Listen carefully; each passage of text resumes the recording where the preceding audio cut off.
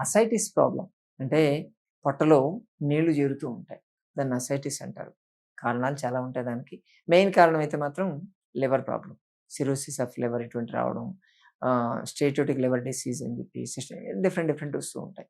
ఈ ప్రాబ్లమ్ ఉన్నప్పుడు ఆ వాటర్ బాగా విరిగిపోద్ది. దాన్ని మళ్ళీ పంక్చర్ చేసి తీయడము, అసెంటిసైటిస్ అంటారు. అటువంటివి చేయడం జరుగుతుంటాయి. అటువంటిది కాకుండా అంటే తీయాల్సిన అవసరం పడకుండా ఉండాలి అంటే గావాల్సింది తుమ్మ చెట్టు పట్ట. తుమ్మ చెట్టు పట్ట అన్ని ఆయుర్వేదిక మూలికలమ్మే షాపుల్లో దొరుకుతుంది. ఓకే. తుమ్మ చెట్టు పట్ట తీసుకొచ్చి బాగా దాన్ని నలగొట్టండి.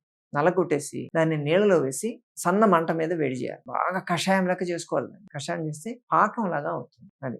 దాన్ని చిన్న చిన్న బాల్స్ లాగా చేసుకోవాలి. ప్రతిరోజు పొద్దున, మధ్యాహ్నం, సాయంత్రం ఒక బాల్ నోట్లో వేసుకోవాలి.